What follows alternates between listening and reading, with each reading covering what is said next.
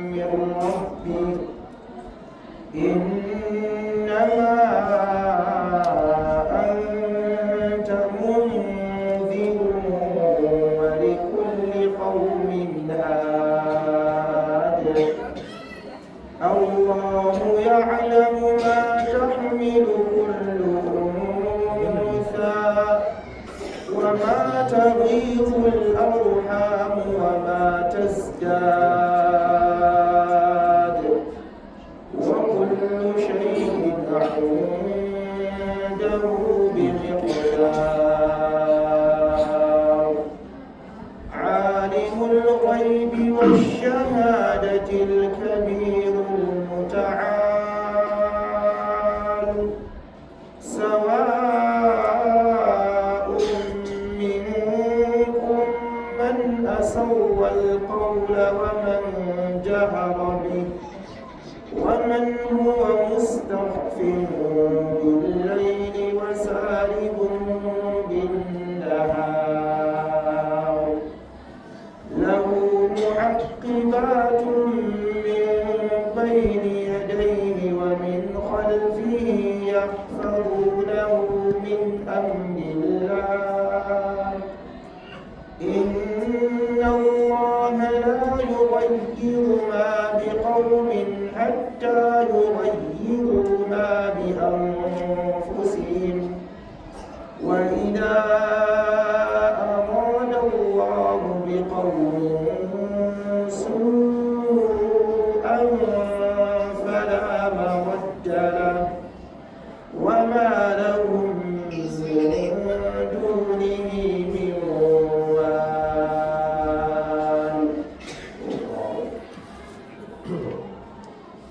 السلام عليكم ورحمة الله تعالى وبركاته. الحمد لله نحمده ونستعينه ونستغفره ونعوذ بالله تعالى من شرور أنفسنا ومن سيئات أعمالنا إنه من يهده الله فلا مضل له ومن يضلل فلا هادي له وأشهد أن لا إله إلا الله وحده لا شريك له وأشهد أن محمدا عبده ورسوله يا أيها الذين آمنوا اتقوا الله حق تقاته ولا تموتن إلا وأنتم مسلمون يا أيها الناس اتقوا ربكم الذي خلقكم من نفس واحدة وخلق منها زوجها وبث منهما رجالا كثيرا ونساء اتقوا الله الذي تساءلون به والأرحام إن الله كان عليكم رقيبا يا أيها الذين آمنوا اتقوا الله وقولوا قولا سديدا يصلح لكم أعمالكم ويغفر لكم ذنوبكم ومن يطع الله ورسوله فقد فاز فوزا عظيما أما بعد فإن خير الكلام كلام الله وخير الهدي هدي نبينا محمد صلى الله عليه وآله وسلم وشر الأمور محدثاتها فإن كل محدثة بدعة وكل بدعة ضلالة وكل ضلالة في النار سبحانك لا علم لنا إلا ما علمتنا إنك أنت العليم الحكيم رب اشرح لي صدري ويسر لي أمري واحلل عقدة من لساني يفقه قولي بارك يا مسلمين muna gode ma Allah subhanahu wa ta'ala mai kowa mai komai da sake dawo da mu wannan bagire mai albarka domin tunatar da kawo kan abin da shafi addinin mu na musulunci ina roƙon Allah subhanahu wa ta'ala ya sa ya zamanto guzuri a gare mu yawma an nalqah yawma la tamliku nafsun li nafsin shay'a wal amru yawma idhin lillah yawma la yanfa'u malun wala banun illa man ata Allah biqalbin salim. طيب kafin mu ci gaba da mawdu'in mu da yake mu da muka fara shine ai silsilatu a'malul qulub shi nasiha ce da ta shafi gyaran zuciya da ya kamata kowanne ɗaya daga cikin mai zaman to ya lura da ita saboda muhimmancin ita zuciya din domin in ta gyaru to komai ya gyaru in ta lalace komai ya lalace wanda muke unwani da hadisin da an-Nu'man bin Bashir ya rawaita radiyallahu anhuma yake cewa annabi alaihi salatu sami'tu rasulullahi sallallahu alaihi wa alihi wa sallama yaqulu ala inna fil jasadi mudgha idha salahat salaha al jasad kulluhu wa idha fasadat fasada al jasad kulluhu. Ina so wannan hadisi musamman wannan juz'iyyan kowa daga cikin mai zaman to yana yawan tuna shi yana yawan amfani da ma'anar hadisi din domin zuciya ta zama ta gyaru. Kaga ayan nan Allah yake cewa yawma la yanfa'u malu wala banun illa man atallaha biqalbin salim. Ranar alkiyama ita ce ranar da yawan dukiya ba ta da wani amfani a wurin Allah, yawan 'ya'ya ba su da wani amfani a wurin Allah, illa man atallaha biqalbin salim, sai kawai wanda ya zo ma Allah da zuciya lafiya. Kenan ba a bar wasa ba ce magana ita wannan zuciya din. Kafin mu ce akwai tambaya da wata ruwa ta yi ko akan tana yawan mafarki, wai tana ganin tana tsawa kamar za ta halaka ta idan ta dinga kalmar shahada, tana yawan kalmar shahada kuma sai abun ya wuce sai daga dai bata mutu ba ta tashi. Tsaye abin da ya shafi mafarki zan muku nasiha lillah, karka damu da binciken menene tafsirin mafarki. Galiban mafarki, mafi yawancin mafarkai suna nan abghasu ahlam ne, su suka kewa a cikin rudani. Akwai mafarki an kasa shi gida uku. Akwai mafarki wanda yake wahami ne, ba daidai bane, kadhib. Akwai kuma mafarki wanda yake sadiq, wanda hadisi ya nuna cewa wahid ne min 40 juz'a na wahayi. Mafarki mai kyau ɗaya ne daga cikin kashi 40 cikin wahayi, ko kuma kashi 70 a wata ruwaya. Akwai kuma abghasu ahal, akwai kuma abin da ake kira kalamun nafs, yani abu ne a ranka kawai kana yawan tuna shi, in ka kwanta za ka gan shi a mafarki. To wannan ba mafarki bane, ana kiran shi kalamun nafs, ai zance wanda yake na zuciyarka. In kina so ki gane wannan, wata ranki kwanta kina jin kishin ruwa, ki ga me zai faru. Kina kwanciya zaki ta mafarkin ki kina zuwa bakin ruwa, ko ana ruwan sama kowa kina ta shan ruwa. Wannan kalamun nafs ne, abin da zuciyarka take dauke da shi. Da haka idan to har haka ne, bai kamata mutum ya damu kan shi komai ya gani ya ce ya ga kaza, musamman kuma a irin zamanin da muke rayuwa. Masu fasarar mafarki da dama su mafi yawanci jahilai ne, kawai mutum zai faɗi abin da yake tunani ne haka nan. Sannan kuma na ganin shekarun jiya nake ma yan uwa bayani cewa mafarki yana da wata matsala. Za ku iya mafarki iri ɗaya, ke ci ga kaza, wancan ma ta ga kaza, abu ɗaya kuka gani, amma tafsirin shi zai sha bamban gwargwadon yanayin mutanen da suka yi mafarki din. Yani misalin wannan, wani ya za tambayi Ibn Abbas, ya ce mishi ya gan shi yana kiran sallah, sai ce mishi za ka je hajji. Wani sake zuwa ya tambaye shi, ya gan shi yana kiran sallah, sai ce za ka yi sata a yanke maka hannu. Kun ga abu ɗaya ne aka gani, amma kuma kowa an ba shi a fassararsa daban-daban. To sai su mazan wanda suke tare da shi Ibn Abbas suke mamaki, wancan ka ce mishi zai je haji, wannan ka ce mishi zai je mai zai sata a yanke mishi hannu. Ce haka ne. Sai kafa masu dalili da faɗin Allah subhanahu wataala, yace na farkon nan da ya zo yanayinsa mutumin kirki ne, yana da wasu halaye, wasu sifofi da suke nuna cewa mutumin kirki ne. Sai zamanto ya dace da mafarkinsa faɗin Allah subhanahu wataala, wa azzin fin nasi وأذن في الناس بالحج يأتوك رجالا وعلى كل ضامر يأتين من كل فج عميق. Wangane sai ya ce dalilin da ya sa masa wannan ta'wili ne shine Allah subhanahu wa ta'ala ce wa azzin fin nasi bil hajji ya'tuka rijalan wa ala kulli dhamirin ya'tina min kulli fajjin amiq. Kai kira, Allah yake ma annabi Ibrahim umarni, kai kira akan mutane su zo aikin hajji. Ya'tuka rijalan, za su zo maka suna tafiya akan kafafu, wa ala kulli dhamirin, ko kuma kan duk wani abin hawa, musamman raƙumi. Akan dhamir shine raƙumi wanda yake ya gaji da tafiya saboda nisan tafiya, cikin shi ya ɗame saboda wahala, sai a kira shi wannan raƙumin abdamir kenan. Akwai wanda za su zo maka suna tafiya da kafafunsu, za su zo kila ba su da nisa da garin Makka. Akwai wanda su kuma za su zo daga wurare masu nisa, wanda a wancan lokacin ababen hawan su ne, raƙumin shi ne babban abin hawa, sai doki, sai sauran abubuwa. Kaga ba maganar jirgi a wancan lokaci din kenan. Da haka sai aka gaya ma mutanen da suke wannan lokacin cewa da in an kira su zuwa aikin hajji za su zo akan waɗannan ababen hawan da suke mallaka shi kenan.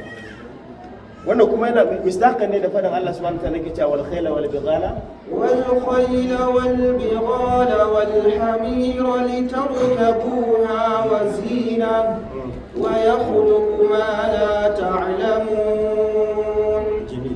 Allah sai yake ga mana wal khayla wal bighala litarkabuha wa zina dan ku hawata kuma ku yi ado da ita. Sai Allah yake ce mana wa yakhluqu ma la ta'lamun, sannan yana halittan wanda abinda ba ku sani ba. Da ya tashi abbara wa yakhluqu ma la ta'lamun sai abbara shi da fi'li mudari'i kamar yadda ake faɗa. In an ce fi'li mudari bi ma'ana fi'lin da yake nuna ci gaban aiki har yanzu aikin bai tsayawa ba. To mai dalilin da Allah faɗa ka, amma wal khayla wal bighala wal hamira ya riga da ya kamar dan an gama su an halicce su an san su, sai ce wa yakhluqu ma la ta'lamun, ai zai ci gaba da halittar abin da ba ku sani ba. Yanzu mu mutane da muke rayu ana mun san keke, mun san mashin, mun san mota, mun san jirgin sama, mun san jirgin kasa.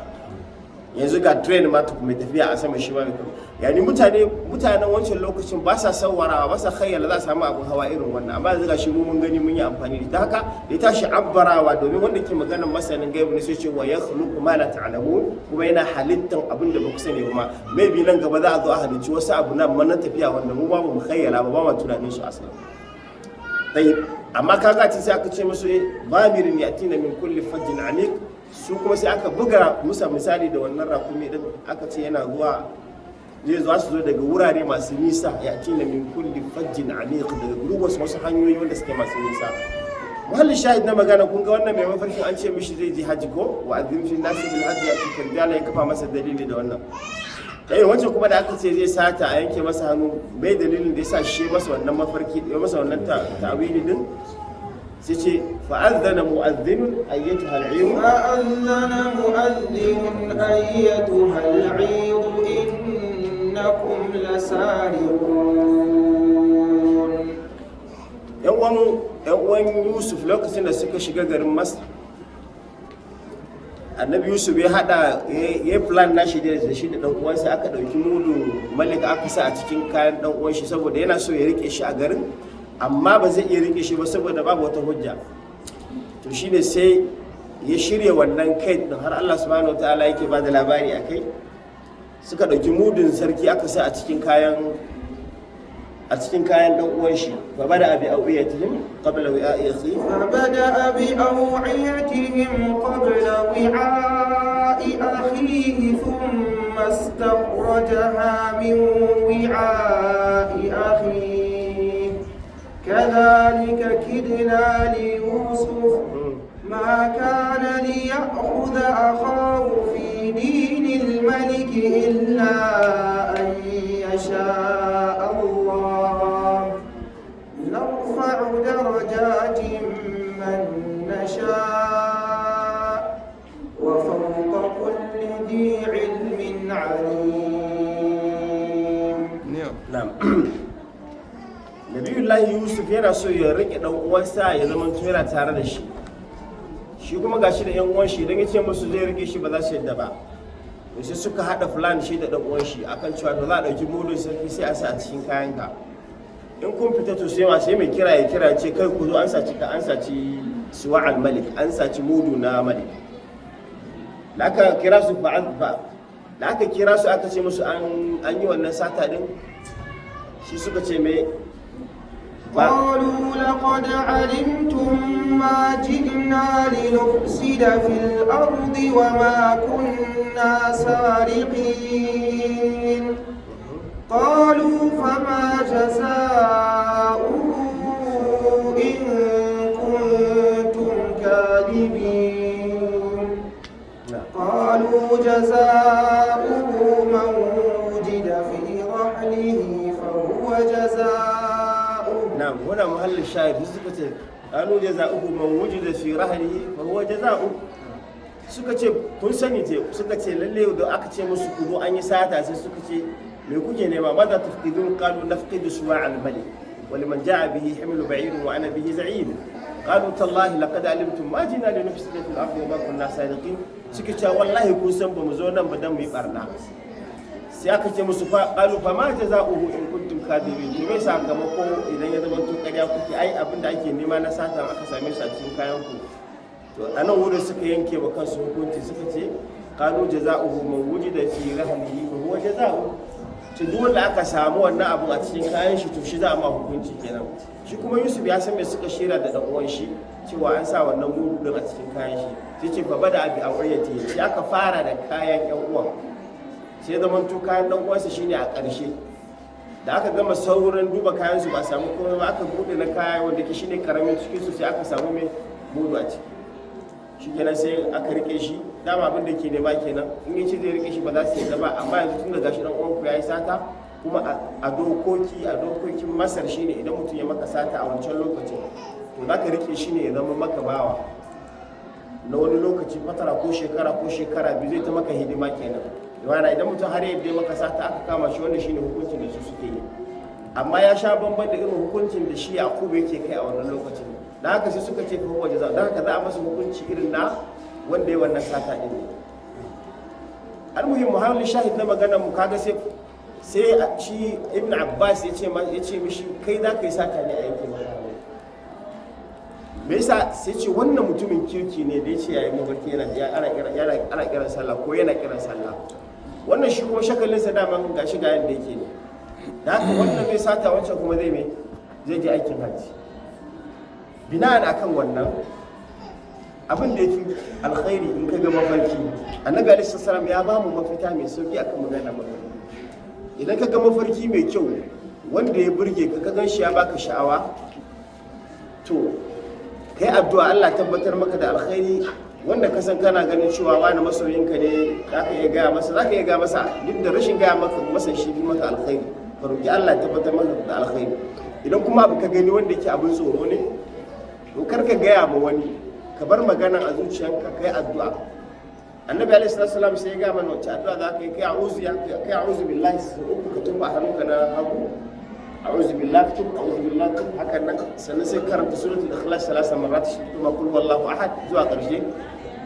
Annabi ce lan yadurruka bi shay, yani wannan abin da ka gani komai rashin kyan shi to ba zai cutar da kai da komai ba. Har sai ke ƙara bayani yake cewa mafarki yana nan kamar tsuntsu ne. Tsuntsu zai zo sauka akan bishiya, ya gama zaman shi, in ya gama zaman shi me zai yi? Zai tashi ya gaba, shikenan magana ta wuce. Amma idan ka je ka kai masa hari, ka buga shi, me zai faru? Zai yi fafafafa haka nan kowa zai ji. To kaman ka fassara mafarkin kenan, shi kenan zai zauna a kai. Da haka wannan abin da take gani sawamu irin wannan ne ko kuma wani abu ne na daban, kar ki shagaltar da kanki da binciken menene ma'anar shi. Ma'anarsa ba dole zama wani abu mai kyau ko wani abu mara kyau ba, bai da wani abu da yake da muhimmanci. Sannan kuma kamar yadda na gaya muku, annabawa su galiban suna da wahayi na fassara mafarki. Idan mun san kisan Yusuf annabi Yusuf yana fassara mafarki ko, da haka ana tambayan shi mafarki kuma yayi bayani, saboda shi wahayi ake mishi na wannan. Da haka annabi alaihi salatu wassalam duk sanda gari ya waye yakan tambayi sahabbai, ba wanda ya ga mafarki, ba wanda ya ga ruya, inda za ku gane cewa akwai abu za su ahlam. Wani ya ce mishi ya rasulullah, na gani na je wuri kaza, kaina ina rike da kaina a hannuna. Annabi alaihi salatu wassalam ya ce kar mutum ya je ya ga abu za su ya ga shirman su zo yana ga mana, idan kana rike da kanka to dole kanka ke magana. Kaga kina ko wanda ke rudani ne, ba shi da wani amfani. Amma wasu kuma za su ga abu kaza, sai annabi alaihi salatu wassalam ya fassara musu. Kuma galibin kusan wani abu mafarki na da wani akasi ba kasafai kake ganin mafarki. Abinda ka gani idan abin tsoro ne wani lokaci sai zama aksi yake bayarwa, yani sabanin abinda kake zato yake bayarwa. Da haka aka ce maka ka hutar da hankalinka, ka kwantar da hankalinka ga abinda yake nan magani ke shirin ka. In alkhairi ne ka roki Allah zai tabbatar maka da shi, in sharri ne ya wuce ba inda same ba. Wannan takaice abinda zan baki shawara kenan da dukkanin yan uwa, kar ku shagaltar da kanku da maganar mafarki, kaga mafarki kaza, ku kaga wani kaza, kaga wani kaza. Domin idan kuka ci gaba da wannan za ku bude mu kanku kofan bokaye su ta karban yan kuɗaɗen. Yanzu na gani na sai ce mata kai kina da mahasada, an sa ki a gaba. Ta yi waye mai da mahasada duniya? Wanda fi kowa alkhairi shine Muhammadu sallallahu alaihi wa alihi wa sallama. Har yau ana zagin shi, me ma wani? To yi shi zaka zauna da kana wahalar da kanka abin da bai da iyaka asalan. Domin ka gaba maka hasada ma ya kamata ka ji tausayin kanka yi, bi ma'ana kai ba komai bane.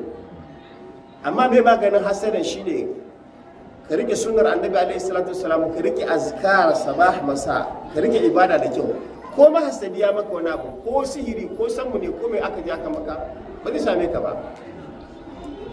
Shi abin da aka yi maka zai koma, in ma ya koma kan mai shi ko kuma ya zo ya lalace. Sihiri asalin yana da lokacin mu'aqqat, galiban sihiri kuma menene galiban yana da lokacin da yake lalacewa, kuma ina ga muku musamman mutumin da yake rike da addini yadda ya kamata, saboda abu biyu ba sa zama. Yawanci sihiri ya fi tasiri akan mutumin da yake nan yana watsi da addini. Karke da ki kwanta bacci ba tare da alwala ba, ki tabbatar da kin yi azkar na bacci, kina yawaita ibada, kina sauransu, za ki ga komai zai wuce. Amma mutum tunanin cewa a'a wance tana min hasada, wance ba ta sauna, wance tana kaza, babu wani mutum da isa fita daga wannan damuwa din, kowa yana ciki. To da haka maganin abin shine sai ka samu kariya wanda yake zai kare ka gaba ki. Sannan kuma kan ku manta akwai abin da mu ake kiran shi kambun baka. Kambun baka gaskiya ne kamar yadda hadisi ya tabbatar. Shi sa annabi alaihi salam yake ce mana idan kaga abu ya baka sha'awa ka ce tabarakallah masha Allah, ko kuma bisa da wancan yace halla barakta, bisa baka ce barakallah ba, Allah ya sa albarka, masha Allah tabarakallah. To shi wani abin da ake kira kambun baka galiban yawanci ba wai shi mai shi din shi kansa ma bai ma san yana da shi ba, amma idan ya ga abin ya burge shi, to idan har bai ambaci sunan Allah ba, to abin zai iya tasiri, iya lalacewa. To zike kuma me za ka kai maganin wannan, domin kar kai mamaki ma wani dan uwanka ne na kusa da kai ne aslan, amma yana da abin shi kai shi bai san yana da shi ba. To yanzu mai maganin wannan, za ka zo kana ta bincike ne, a'a aikin gano ma kakarki ma makiyar kici tana miki hasada, ta miki baki, ta miki kambun baka, ko kuma wata gwagwanki ce, wata innanki ne. Abubuwa ne ga sunan burjik, na nesa da na kusa duka abin zai iya faruwa. To halil wahid, maganin abin shine mai ki samu rigan kariya ki sa maka, ki sa aka rubuta littafi an kira hisnul muslim, ai kariya na musulmi. Idan ka shiga ciki to ka riga ka samu kariya, ko ma daga ina abu ya zo to ba zai iya samun ka ba, zai faɗi. Idan kika yi haka bakin huta ma kanki ba, wannan shine magani, shine mafita. Amma ina ga muku idan kuka bi malaman tsubu ko kuma wasu bokaye to za ku ta kai musu kuɗi ne, su suna ci, kuma ana ta tara muku rudani da rudu. Ya ce miki wance ce ba ta son ki, balle kuma ai rashin dace a wannan lokacin kun dan yi fada da wata kokociyar ki, kun dan yi wani sabani, sai ai ko wance ce naga daman tana min wani gani.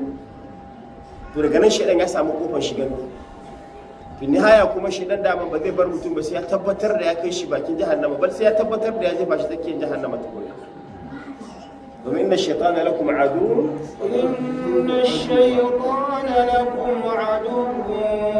فاتخذوه عدوا إنما يدعو حزبه ليكونوا من أصحاب السعير. تقول أبن الشيطان إن الشيطان لكم عدو فاتخذوه عدوا. lalle shaitan maki ne a gare ku, to bil muqabil kuma ku rike shi maki. Sannan bala'insa kuma a ina yake karewa, inma yad'u hizbahu liyakunu min ashabis sa'ir. Shaitan yana kiran ƴan kungiyarsa ne, yana kiran jama'ansa ne dan su kasance ma'abota gidan sa'ira, ai gidan wuta. Allah subhanahu wataala ka kare mu. To idan har haka ne kenan sai ka dauki abin da zai maka amfani, abin da zai zama maka kariya, kar ka shigar da kanka irin wannan rudani din. Da fatan Allah subhanahu wataala ya sa mu dace ganar da mu. A takaice wannan shine abin da zan ce akan wannan takaddama wannan din. An ci gaba da karatu insha Allah.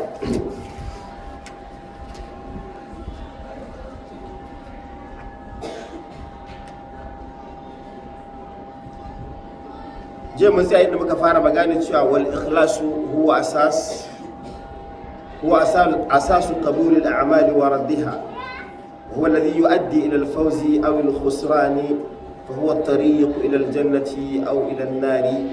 فإن الإخلال بالإخلاص يؤدي إلى النار، وتحقيق الإخلاص يؤدي إلى الجنة. ما نسيت والإخلاص شيء إخلاصي هو أساس قبول العمل. shine ginshiki da ake karban aiki akan shi wa raddiha ko kuma ake kin karban aiki din ai watsi da shi. huwa alladhi yu'addi ila al-fawzi, shine wanda yake kai mutum zuwa ga rabauta, aw al-khusrani ko kuma rashin sai kai mutum zuwa ga hasara. huwa tariqu ila al-jannati, kuma shine tariqa hanya da take kai mutum zuwa gidan aljanna, aw ila an-nari ko kuma ya kai mutum zuwa gidan wuta, wal iyaz billah. sai ce fa innal ikhlal bil ikhlasi, to kaga dai samun khalal ai samun matsala bil ikhlasi akan abin da ya shafi ikhlasi yu'addi ila nar, yana kai mutum zuwa ga wuta. Wa tahqiqul ikhlasi yu'addi ila aljanna, shi kuma haqqaqa ikhlasi to yana kai mutum ne zuwa ga gidan aljanna. Allah subhanahu wa ta'ala ka azurta mu da ita. Ma'adal ikhlas yanzu magana akan me ake nufi da ikhlasi min haisu lugha kenan, sai ke cewa khallasa khulusan wa khalasan, ay safa wa zala anhu shawbahu wa khallasa ash-shay'i ay sara khalisan wa khallastu ila ash-shay'i wasaltu ilayhi wa khulasatu as-sam ma khullasa minhu aw ma khullisa minhu. kalman khulasa au kalman khallasa shine ma ai safa wa zala anhu shawa'i, shine abinda aka tace shi aka dince masa duk wata kura ya zama to lafiyayye tatacce ba shi da kura akan shi. Shawa'ib su ne abubuwan da suke kaman ƙananan abin nan ƙwari ko kuma ka ce wata ƙananan ciyayi da za su iya faruwa akan abu, to ya zama to an goge wannan. To shi kuma abin da ya shafi ikhlasi ana magana akan abu ne, domin abu ne ma'anawi, ba abu ne da za ka gan shi a ƙasa na physical ka taba ba. La ana magana zuciyarka ta zama to ta fita fes, babu wata damuwa. Wa khallasa shay, ai in aka ce ka tace abu shine sara khalisan, abin ya zama to tatacce babu wata kura a cikin shi. Wa khallastu ila shay, idan kuma aka ce ai na tace zuwa ga abu, ai ana nufin wasaltu ilayhi, ai na kai ga samun wannan abu. Wa khulasatu saman ma khulasa minhu, tataccen saman as-sumnu shine abin da ake nufi da man shanu ko kuma wani mai da wanda ake soya shi, sai zaman to ya zama an tace shi kenan. Sai ce fa kalimatul ikhlasi tadullu ala as-safa'i wan naqa'i wat tanazzuh min al-akhlaq wal awshabi والشيء الخالص هو الصافي الذي ليس فيه شائبة مادية أو معنوية. وأخلص الدين لله أي قصد وجهه وترك الرياء أمحض الدين لله ونقاه لله. فكلمة الإخلاص كلمة إخلاص كلمة تدل على الصفاء، تنانوني أكمل تاتشن أبو، والنقاء وديك ترككك، والتنزه وديك أنصفتش شيء min al-akhlaqi, da daga cikin abubuwan da suke shiga cikinsa su gurbata shi su zamanto sun cuɗanyu da shi. Wal aushabi, da kuma abubuwan da za su zo su zamanto sun yi masa kaman yana akan shi, sun mamaye shi. Su ce wa shay'ul khalis, abinda ake nufi da yake abinda yake khalis shine huwa as-safi alladhi laysa fihi sha'iba, shine abinda yake tatacce lafiyayye babu kura akan shi, sawa'un wannan abu maddiyan ne aw ma'nawiyyan. Abu ne wanda yake maddiyan, abinda ana iya taba shi kenan, kamar ko tufa ne ko menene, idan aka wanke shi zaman to yana nan fes, ya ce to wannan khallasa hada. Idan kuma aka ce ma'anawiyan to sai zaman to abin da ya shafi kamar ayyuka na zuciya, ya zaman to zuciyarka ta tatu, ya zaman to ba ta da matsala a cikin ta. Sai ce wa akhlasa ad-din lillah, ai ya tsarkake addini ga Allah subhanahu wataala. Shi ne zai fassara me ma'ana akhlasa ad-din lillah, sai ki cewa qasada wajhahu, yani yayi addini da nufin neman yarda Allah subhanahu wataala. Wa tarkar riya, da barin riya, ai amhada ad-din lillahi wa naqahu, ai ya tsaftace ya keɓance addini lillahi ga Allah, wa naqahu lillah, ya tsaftace shi saboda Allah subhanahu wa ta'ala. Wa qala al-fayruz al-abadi ay akhlasa lillah taraka riya. Idan aka ce akhlasa dina lillah, ai shine babu riya a cikin ayyukan shi, ya zamanto aiki da duk zaka yi na ibada kana yin shi ne lillahi subhanahu wa ta'ala. Kai kokari ka nisanci ko ka tsere ma abin da ake kira ash-shirkul asghar. Ma huwa ash-shirkul asghar? Ita ce arriya. To hadarin riya a bace da take shiga cikin ayyukan mutum ba tare da wani ma yayi filin, ba tare da ka lura ba. Shi yasa ku magana nake ta muku kan cewa zuciyar nan ya zama to kullun kana bincikar ta. Idan muka tuno akwai hadisi da Muslim ya rawaito, mutane guda uku wacce wuta za ta fara karin kumallo da su. haka ya faru da su ne sakamakon riya da suka samu a zuciyarsu. Idan alkiyama ta tsaya, mutanen da za a fara jefawa a wuta na farko shine malami ko masanin addini wanda yake ya samu matsala ta rashin yi don Allah. Wanda shine farkon wanda wuta za ta fara lamushewa. Allah ka kare. Annabi alaihi salatu wasallam yake cewa za a zo da masani a ce mishi ma za sana'ata, sai ce ta'allamtu fika wa kaza wa kaza, fa yaqul sai Allah subhanahu wa ta'ala ko fa yaqulu Allah subhanahu wa ta'ala lahu kadhabta, ƙarya kake yi. Ta'allamta likai yuqalu alim, kai ilimi ne domin a ce maka malami, domin ka zamanto kana burge mutane, al'amarin ka sai zamanto ba Allah kake nufi da shi ba. Da haka dai buɗe baki faɗi haka, sai Allah ya ce mishi kadhabta, ƙarya kake. Fa umira bihi summa suhiqa fi an-nar, sai aka bada umarnin cewa a cilla shi wuta. Wannan shine na farko kenan. Kun ga me ya ja mishi? Riya. Riyar da kuma daga ina take? Daga zuciya. Ya wahala yayi karatu, ya wahala yayi fama, yayi gwagwarmaya, ya harka shi bacin kirki, amma kuma lil asaf abun an zo an yi shi domin mutane su faɗa. Kaga sai ce mishi laqad qila, ai khalas an riga da an faɗa. Yani sakamakon da ka samu shine mutane da suka maka yabo suka ce kai wani ai malami ne, wani ya haɗu, wani kaza, wani kaza, kai kuma ka ji daɗi, to shikenan al'amarin ka iya ladan ka kenan a wannan wurin. Allah ka kare.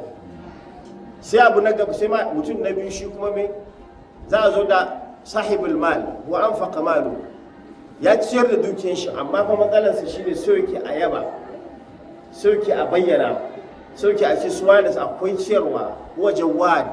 Sai Allah subhanahu wataala ce mishi faqad qila, lalle an ce ai kai mai kyauta ne, shikenan ka samu sakamakon ka. Fa umira bihi ila nar, sai a bada umarni a cilla shi a wuta. Sai na uku su shine al-ghazi, mayaki wanda yake ya bada ransa, ya tsaya yayi aikin sa dautaka, yayi jarumta a wurin fafatawa, yayi abin da ya kamata yi, amma matsalar sa so yake a ce shi jarumi ne, zauna ce mu dinnan fa ba dama ne. Kaga aikin alkhairi amma zuciya rashin ikhlasi ya lalata aiki ne. Sai Allah subhanahu wataala ya ce mishi ma za fa'alta, sai ce qataltu fika, sai Allah ya ce mishi kadhabta, ƙarya kake yi. Qatalta likai yuqalu annaka jari faqad qila, kai yaki ne domin a ce kai jarumi ne, to kuma mutane sun faɗa, bi ma'ana ka ɗauki ladanka na wannan faɗin da aka yi maka, sai a umarni da shi a cilla shi a wuta. Allah ka kare. Yanzu ku kalli duka guda uku nan aikin alkhairi su, amma da su aikin alkhairi ya zama musu bala'i. Mai dalili? Saboda rashin ikhlasi, saboda ba su yi shi don Allah subhanahu wa ta'ala. Kuma mun faɗa aiki baya karɓuwa a wurin Allah sai yana ɗauke da mai al-ikhlasi wal mutaba. Sharuɗa guda biyu da babu wani aiki da zai je gaban Allah ya wuce sai in yana ɗauke da su. An yi aiki dan Allah, sannan kuma an yi shi yadda mai gida sallallahu alaihi wa alihi wasallama ya karanta. Kenan maganar zuciya lalle a bace dai kamata lalle mu mai da hankali a kai, mu tabbatar da kullum muna binciken ta mai take ciki. Akwai wani abu da yake faruwa ga duk da wannan ba cikin mata ba da yake faruwa, masalan game da limamai mazaje. Za ka sha mamaki mutum ya zo da karatun sallah wacce take ana bayyana kira'a, yadda zai zauna ya kera karatu, ya rera karatu, ya gama fatiha, ya gama sura, masha Allah tabarakallah. Amma wannan mutumin shi din da yana gama tahiyya ta farko, in ya taso rakawoyin biyun karshen nan, in kai wasa kafin ka taso shi ya koma ruku. Ina ganin kula lura da irin wannan hadari. Mafi yawanci kafin ka gama miƙewa shi ya tafi ruku. Billahi alaika zaka gaskata cewa wannan ya karanta irin fatiha da ya karanta a dazu da yake karatu ana jin shi nan. Kana ganin yadda shi yake shigo wa mutane ta hanyoyi na ban mamaki. Wannan cikin sallah ne, gashi yana sallah.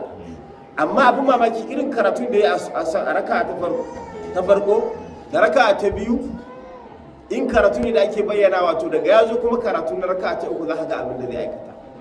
Kafin ka gama tsayuwa kuma ka yi sa'a ma ka miƙe din, kafin ka kai rabin fatiha shi yanzu ya yi. Ta yanzu wannan saboda ba a jin shi, saboda ba a jin me ke karanta kenan, don suwa yake karatu.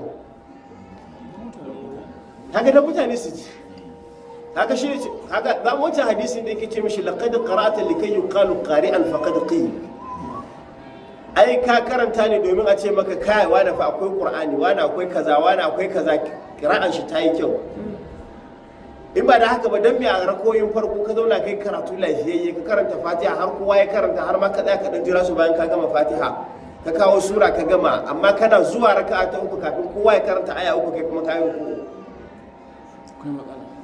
babbar matsala kuma limamai da dama suna fadawa cikin waɗannan abubuwan ba sa lura da shi kuma qur'anin nan ana karanta shi yadda ka karanta karatun da yake jaharan haka ake so ka karanta karatun da yake mai sirran saboda wanda ake ma aiki innahu Allah subhanahu wataala innahu ya'lamu sirra fa innahu ya'lamu sirra wa akhfa wa in tajhar bil qawl fa innahu wa in tajhar bil qawl fa innahu ya'lamu sirra wa akhfa Allah subhanahu wataala yake cewa wa in tajhar bil qawl idan kuka bayyana zance to ba yanzu Allah subhanahu wataala yana so ya ce maka bai ce maka ya san abin da za ku bayyana din ba sai ce fa innahu ya'lamu sirra Allah subhanahu wataala ya san abin da yake sirri ne menene sirri galiban ile zaman to magana ne kai da wani kukai ku kadai a matsayin sirri ba wanda yake kaga wannan sirri ne kai sai ce maka bal wa akhfa Allah subhanahu wataala ya san abin da yafi sirri boyuwa shine abin da ke mai maganar zuci da zaka yi Allah subhanahu wataala ya'lamu kha'inatal a'yuni يعلم خائنة الأعين وما تخفي الصدور Allah subhanahu wataala ya san kha'inatul a'yun kha'inatul a'yun shine irin magana da ido da ake yi kuna zaune da wani kula sai ku gulman wani sai ku yi magana da ido ba ku san wannan abin ba sai ga an kalla a gashi nan ya zo shi yanzu bai san me aka yi ba wani shi ne kha'inatul a'yun kawai ku ringa gulma ku ringa zagin mutum da idanunku ban gano shi bai san me kuke magana ba sannan kuma wa ma tukhfi sudur ya san abin da zukata suke boyewa subhanahu wa ta'ala tayyib idan ko har haka ne kenan ka zo yi mishi sallah a sallan da mutane za su ji ka tsaya kai karatu mai kyau duniya ta ji ka zo sallar da ba a ji kuma ka yi kudindinan ka wuce to ba kake ma aikin idan dai duka shi kake ma shi kuma babu bambanci a wurin sa tsakanin abin da aka bayyana da tsakanin da abin da aka boye da abin da yake akhfa min as-sir yake ne kamata aikin ka duka zama iri ne zama mutawazi to lalle akwai bukatar masu sallah musamman masu jan mutane sallah su kokari su lura da irin waɗannan abubuwa din ya zama to aikin ka kana yi ne khalisan lillah subhanahu wataala wanda wannan da mutum bai gyara ba zai iya bata masa aiki gashi ka wahala kai sallah din an ce kai alaramma ne masha Allah tabarakallah an ce kaza kuma ka je ka sha mangari ya tura ka ga Allah ta kare haka nan su kuma masu ciyarwa wai wani ya ciro dukiya zai bayar ko sai ke cewa to ina yan media din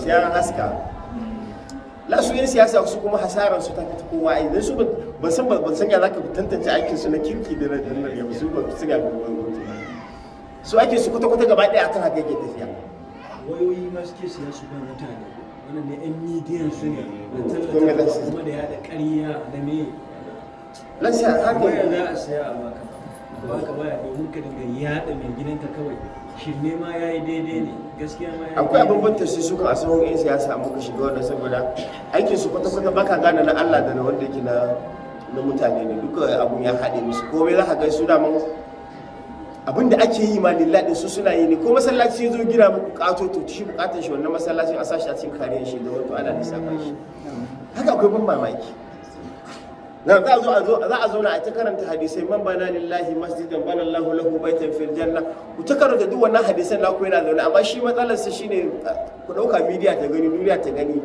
wannan an tashi lissafi a ce kai ai wani shi gina mana masallaci a wuri kaza waɗannan miskine ne na ƙarshe su hususan ma an ce dan siyasa saboda hatta dukiyar ba dukiyar shi bace da ma asali ko wakili ne shi dukiyar al'ummar da ka musu aiki ne to menene abin nuna ba cewa kai ne kai kaza dukiyar babanka ne ko dukiyar ka ce suna su yafi hadari aslan dukiyar ba taka bace kawai wakilci aka baka ta yi to ka ebe ta wannan dukiyar aka yi hidiman al'umma kuma kana so sai an ɗauka an gaya ma duniya kai ne kai to kai me naka asalin dama me naka ciki yanzu wancan fa ana magana shi mai dukiya da ya cire dukiyar aljihun shi wanda neman sa ne nasa ne shine mutumin da amma matsalarsa dukiyar tashi ce Allah baya tuhumar shi akan cewa dukiyar ba tashi bace dukiyar imma ya gaje ta kuma mun sani kamar yadda annabi alaihi salatu wasallam yake ga mana la tazalu qadam adam yawm al-qiyamah illa su'ila an arba'in ba wani bawa da zai wuce ranar alkiyama ba sai an tambaye shi abubuwa guda hudu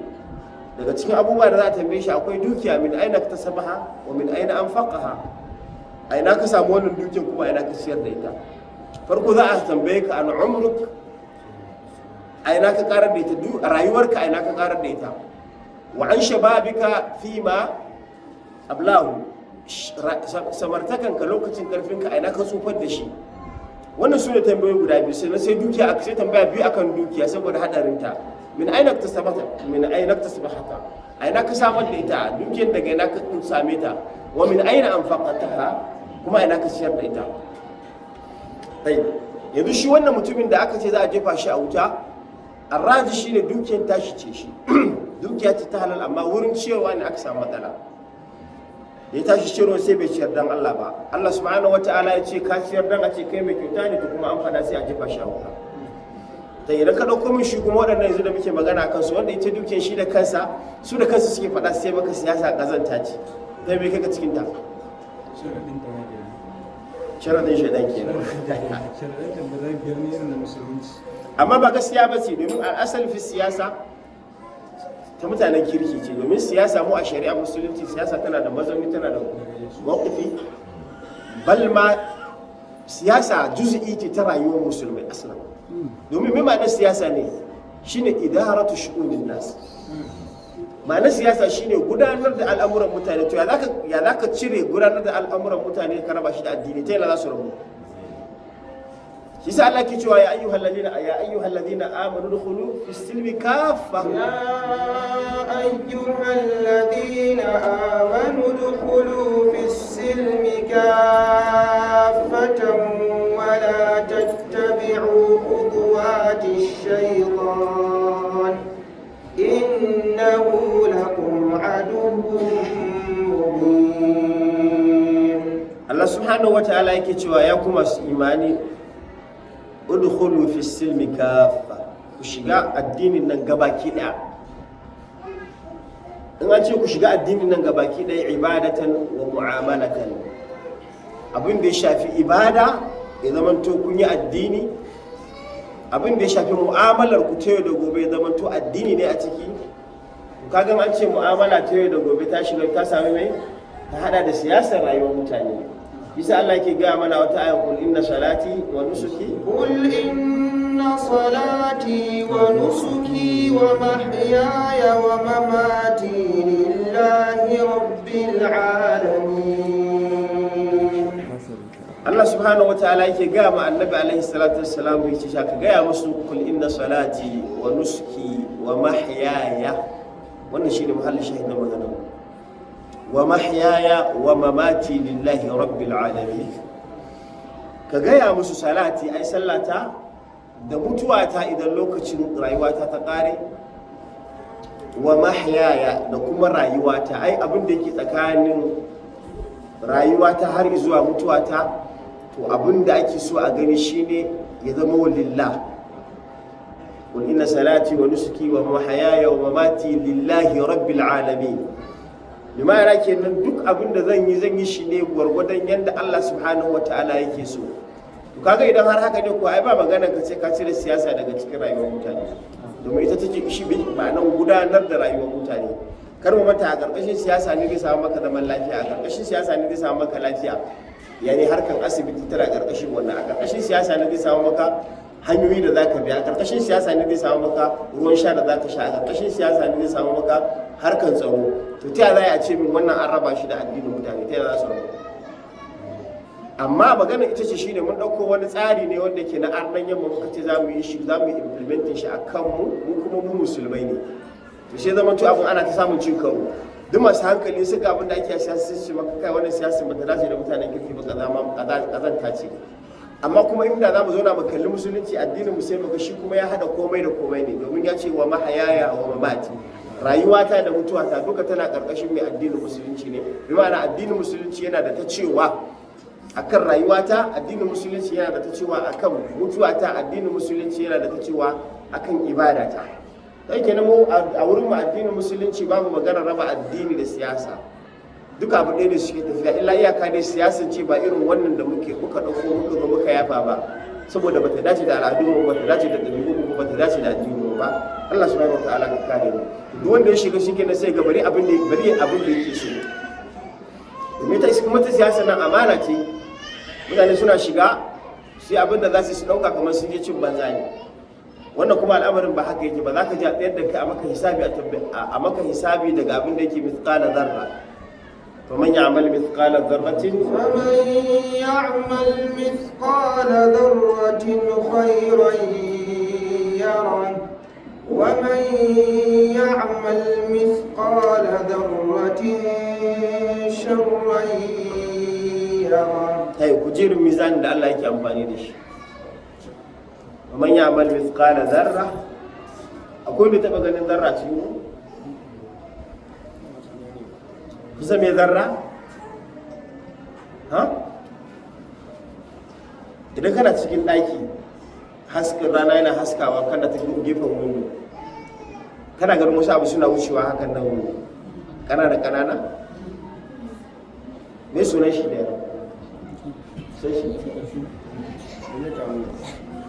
na farko baya takuwa baya garuwa sa, wannan shi ake nufi da abin da yake zarra wannan abu. To Allah subhanahu wa ta'ala da irin wannan mizanin da yake hisabi, kaga bin diddigi kenan na ƙarshe. Tayi idan ku har haka ne ya kamata kowa daga cikin mai sun ya tabbatar da ya ma kanshi tanadi, ya ma kanshi guziri abin da zai samu tsira a wurin Allah. Ta yadda idan aka je aka sa maka mizani sai a samu zarrat naka na alkhairi su suka fi yawa. ومن يعمل مثقال ذرة خيرا يره ومن يعمل مثقال ذرة شرا يره. شنو الله سبحانه وتعالى بايا زالنتم بايا توي مون موغو لا تخافوا ظلما ولا هضما وعنت الوجوه للحي القيوم وقد خاب من حمل ظلما ومن يعمل من الصالحات. وعنت الوجوه للحي القيوم وقد خاب من حمل ظلما فمن يعمل من الصالحات وهو مؤمن فلا يخاف ظلما ولا حظما وكذلك أنزلناه قرآنا عربيا وصرفنا فيه من الوعيد لعلهم يتقون أو يحدث لهم ذكرا.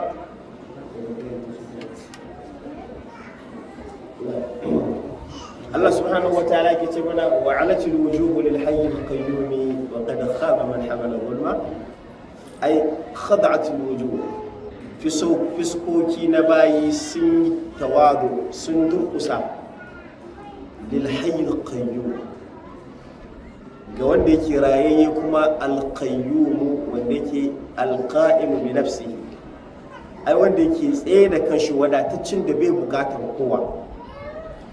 kowa yana bukatar shi subhanahu wata'ala, shi kuma bai bukatar kowa. Kaga idan har haka ne kenan tabi'i an anatil wujuhu lil hayy qayyum, fuskoki sun kaskanta sun gurfana sun yi kasa a gaban shi subhanahu wata'ala.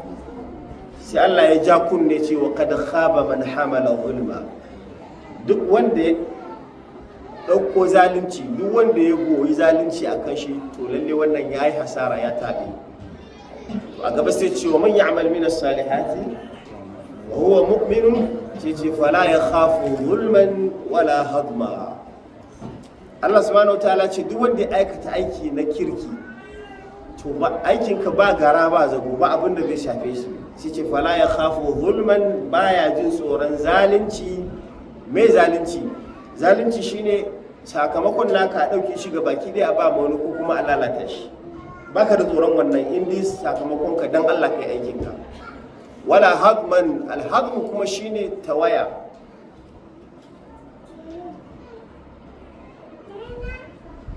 alhadmu shine tawaya, yani ba za a rage maka ladan aikin ka ba. Ladan aikin ka 10 ne masalan a baka 5 ko 7 ko 4 ko wani abu shine alhadmu, ai an tawaye maka shi.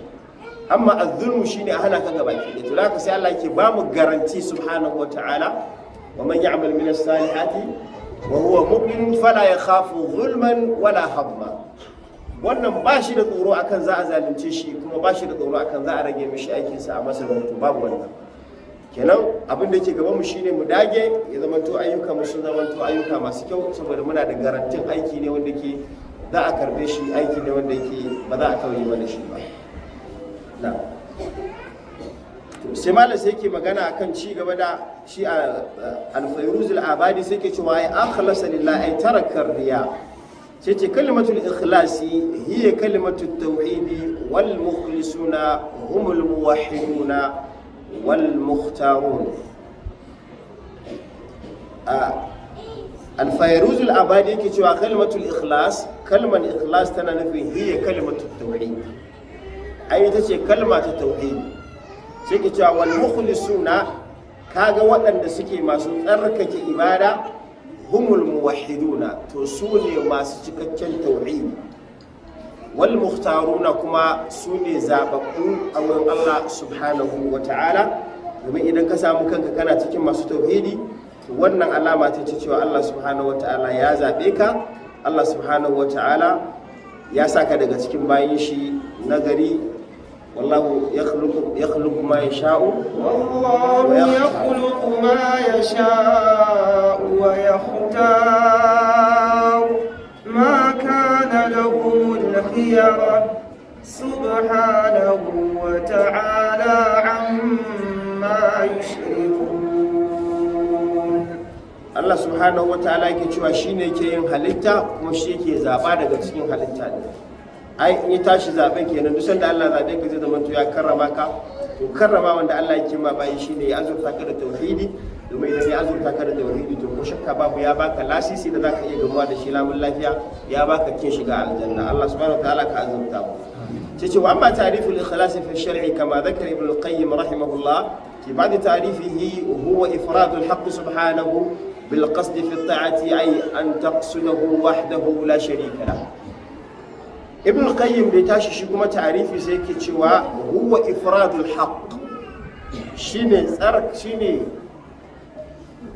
ka kadaita Allah subhanahu wa ta'ala bil qasdi fi ta'a, da nufin shi wurin da'a. Lokacin da ka zo yin da'a ya zama to Allah subhanahu wa ta'ala kan kake nufi da wannan, ai illa ibtigha'a wajhi rabbihil a'la. Ba abin da ya aikata ko ya aikata abin da ya aikata ne ba dan koyi ba sai dan neman yardan Allah subhanahu wa ta'ala. Ai an qasadahu wahdahu la sharika la, ya zamanto ya nufi Allah subhanahu wa ta'ala wahdahu shi kadai la sharika lahu, wanda yake bashi da abokin tarayya. sai malam sai ke cewa tanawwa'at ibaratu salaf fihi fa qila fil ikhlasi an yakuna al-'amalu lillahi ta'ala la nasiba li ghayri Allah fihi. إفراد الحق سبحانه بالقصد في الطاعة، تسفية العمل عن ملاحظة المخلوقين، تسفية العمل من كل شائبة. المخلص هو الذي لا يبالي لو خرج كل قدر له في قلوب الناس من أجل صلاح قلبه مع الله عز وجل، ولا يحب أن يطلع الناس على مثاقل الذرة من عمله. ما شاء الله. yace wata nawa'at ibaratu salafi fihi, ai abin da shafi ikhlasi to kalmomi bayanai na as-salaf magabata na kwarai ta zo da ma'anoni daban-daban, amma dai zamu ga duka tana kewaye ne a bangare uri daya, duk suna da alaka da juna kalmomin da ake faradin. baqila fil ikhlasi, abinda aka ce akan ikhlasi an yakuna al-amalu lillahi ta'ala la nasiba li ghayri llahi fihi, ya zamanto aiki an yi shi ne lillahi ta'ala saboda Allah subhanahu wa ta'ala madaukaki, la nasiba li ghairi llahi fi, ya zamanto babu rabo ko miskala zarratin ne na wani Allah a cikin wannan aiki ne. Kisa a wani hadisi na kudisi Allah yake cewa ana aghna shuraka'i min ash-shirk. Allah subhanahu wa ta'ala yake cewa ni fa da kuka ganin nan mawadaci ne, na wadatu da shirkan duk wani mai shirka, duk wani aiki da aka yi shirka to ba na son shi, na bar wanda aka yi shirka da shi. A jama'a Allah subhanahu wa ta'ala yana da tsananin kishi. Allah subhanahu wataala yana da mai tsananin kishi. Duk kishin mata da kuke jin ana faɗan nan bai kai komai ba kan kishin Allah subhanahu wataala. Kuke da kina su ake gani ai. Kishin Allah subhanahu wataala to kuma inda Allah ya fi nuna kishi shine fa a masa shirka. Kuma Allah subhanahu wataala yana da haƙƙi ya faɗa haka, shi kadai ya halitta, shi kadai ya samar da duk abin da ya samar, sannan kuma a hada shi da wani wurin bauta. Kuna ganin an yi masa adalci? Da haka yake fushin da baya fushi akan wani komai. Allah subhanahu wataala yake cewa bai takadu samawatu تكاد السماوات يتفطرن منه وتنشق الأرض وتخر الجبال حتى لماذا أن دعوا للرحمن ولدا وما ينبغي للرحمن أن يتخذ ولدا.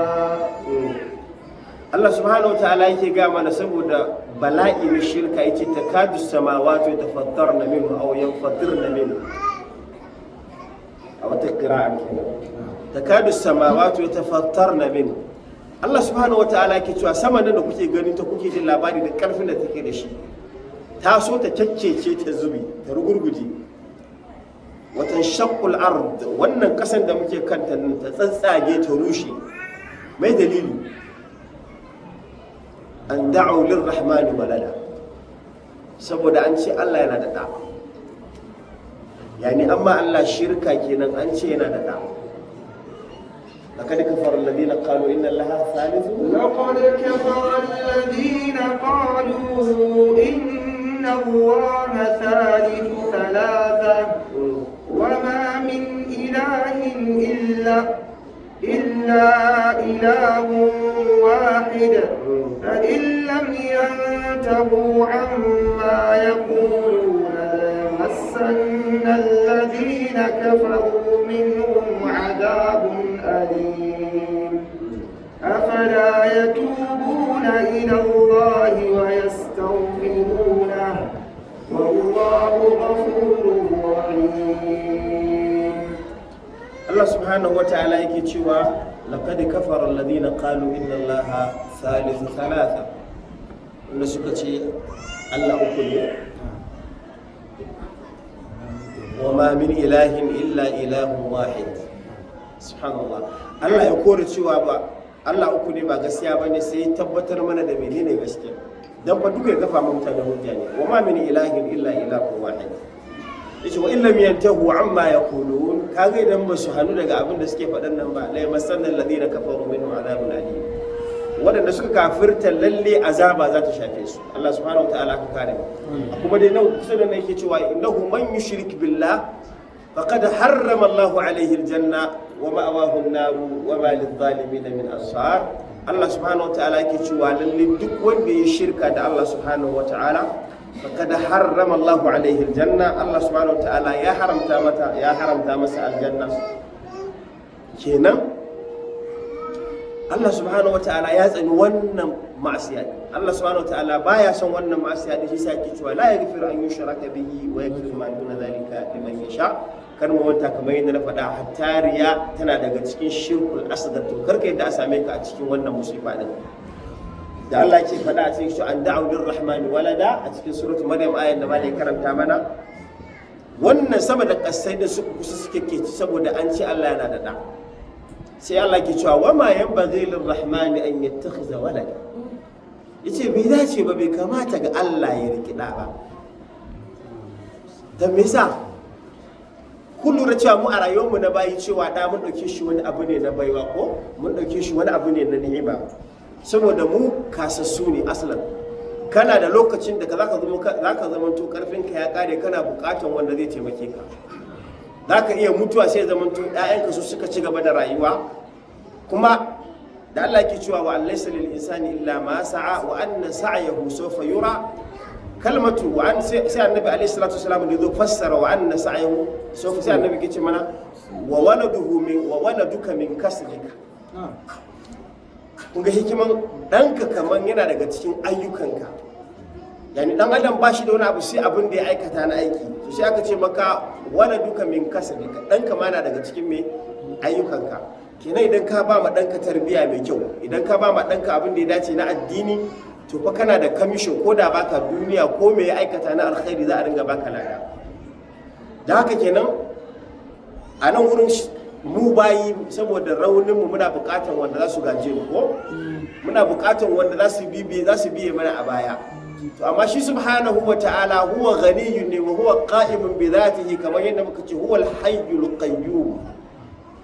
Al-qayyumiyya shine mutum, shine zamanto bai buƙatan wani, kowa kuma yana buƙatar shi, kamar yadda muka faɗa. Da haka Allah subhanahu wa ta'ala ya zamanto zai azabtar da duk wanda ya ce ma yana da ɗa.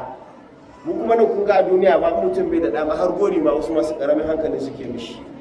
Sun manta Allah subhanahu wa ta'ala ya ce lillahi mulku samawati wal ardi yakhluqu ma yasha. mulku samawati wal ardi yakhluqu ma yasha yahabu liman yasha'u inathan wa yahabu liman yasha'u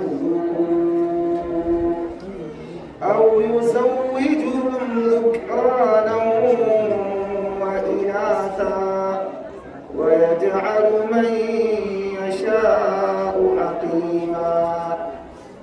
نعم الله سبحانه وتعالى كتب لله ملك السماوات والأرض يخلق ما يشاء يهب لمن يشاء إناثا ويهب لمن يشاء الذكور أو يزوجهم ذكرانا وإناثا ويجعل من يشاء عقيما إنه عليم قدير.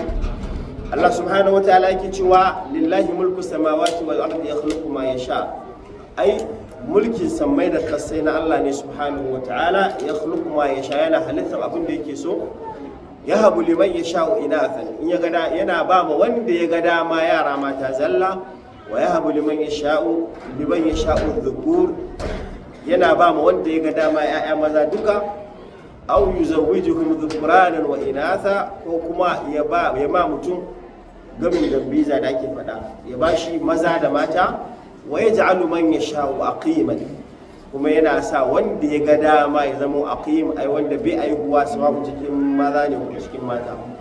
Za ka ga mu kaga al'ada idan mace ta kwana 2-4 ga ba ta aihu ba, za ka fara gulmanta, za ka fara surutu, za ka fara cece, saboda mu raunana ne kenan, muna buƙatar wannan. Shi kuma subhanahu wata'ala ku ga irin da yake shi buwaye ne, cikakke ne, sai yake cewa me zai sama da ƙasa ta kusa ta rushe, an da'u lirrahmani walada, saboda sun ce Allah yana da ɗa. Sai ce wa ma yanbaghi lirrahmani an yattakhiza walada, bai dace ba, bai kamata ba ga Allah subhanahu wataala ya zama tuya da gida. Wa ma yanbaghi lirrahmani an yattakhiza walada, sai ce in kullu man fis samawati wal ardi illa ati arrahmani abda laqad ahsahum wa addahum adda wa kulluhum atihi yawm alqiyamati farda. Allah subhanahu wataala yake cewa in kullu man fi samawati wal ardi, idan ya zama to duk abin da yake sammai da kasai da mala'iku da komai su din duka bayi ne na Allah, to me yake bukata ne da ya zama yana da da? Domin kace masa yana da da, dole ya zama to yana da mata kenan. Shi kuma bai riki mata ba, ta yi to tunda bai riki mata ba ana zai samu da? To shi kuma cika ce a wurin sai zaman to bai da wannan. Mu kuma a wurin mu sakamakon halitta da rauni sai zaman to mu kuma dole muna bukatar wannan. in kullu man fi samawati wal ardi illa ati rahmani abda, sai ce laqad ahsahum wa addahum adda subhanahu wa ta'ala, yace laqad ahsahum, ai ya kidan ya adadin su duka fa abin da ya halitta, wa addahum adda, ya kirga su kirgawa. laqad ahsahum wa addahum adda, sai ce wa kulluhum atihi yawmal qiyamati farda, kuma kowa zai zo ma Allah subhanahu wa ta'ala shi kadai, ya masa hisabi, ya tambaye shi kadai. يعني ولقد جئتمونا فرادا كما خلقناكم أول مرة. ولقد جئتمونا فرادا كما خلقناكم أول مرة وتركتم ما خولناكم وراء ظهوركم. الله سبحانه وتعالى يكتبنا ولقد جئتمونا فرادا كما خلقناكم أول مرة، أي كما يندمك حالتشيكم أفرقا لوكتي